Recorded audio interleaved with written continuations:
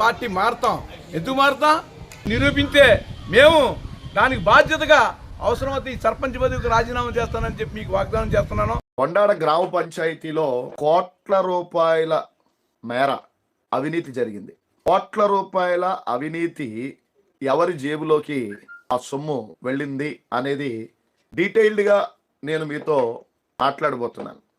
గ్రామ సర్పంచ్ గారు అధికారికంగా నిర్వహించవలసినటువంటి సభా సమావేశాల్లో సర్పంచ్ గారు కనబడకుండా వార్డు నెంబర్గా ఉన్నటువంటి వ్యక్తి నా సర్పంచ్ పదవికి రాజీనామా చేస్తాను అని ఎలా మాట్లాడతారు? అధికారులకి కళ్ళున్నట్ట లేనట్ట, ప్రభుత్వానికి చెవులున్నట్ట లేనట్ట. పంచాయతీ శాఖ మంత్రి గారైనటువంటి పవన్ కళ్యాణ్ గారు ఈ విషయాన్ని ఆయన దృష్టికి తీసుకెళ్లేదా?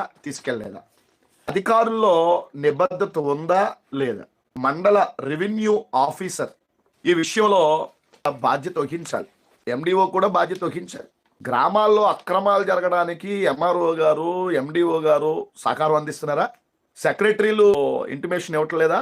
గ్రామ సర్పంచుల పరిధిలో సెక్రటరీలు పనిచేస్తున్నారా?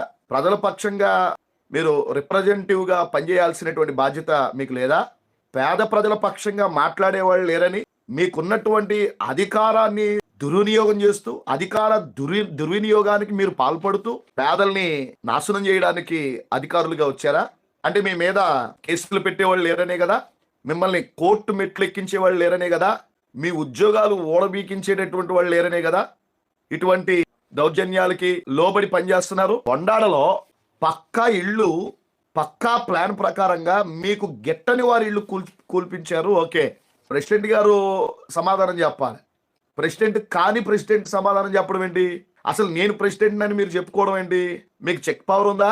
విచిత్రం ఏంటంటే కనీసం మీడియాకు కూడా బాధ్యత ఉండాలి కదా. మీరు ప్రెసిడెంట్ కాదు, ప్రెసిడెంట్ హోదాలో మీరు ఎలా ప్రెస్ మీట్లు ఇస్తారు అని చెప్పి మీడియా వాళ్ళు అడగాలి కదా. మీడియా ఎందుకు ప్రశ్నించదు? అంటే మీడియా కూడా అన్యాయాన్ని సపోర్ట్ చేస్తుందా? ఒక అడ్మినిస్ట్రేషన్ని తప్పుగా చూపిస్తుందా?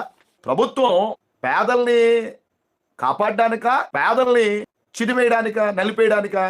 ఒక రకంగా చెప్పాలంటే కేవలం అధికారులు చేసేటటువంటి పనుల వల్ల ప్రభుత్వానికి చెడ్డ పేరు వస్తుంది.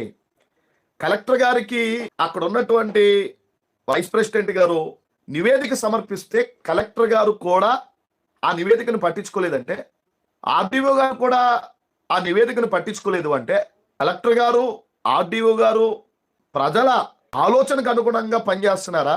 పెద్ద మనుషుల ఆలోచనలకు అనుగుణంగా పనిచేస్తున్నారా?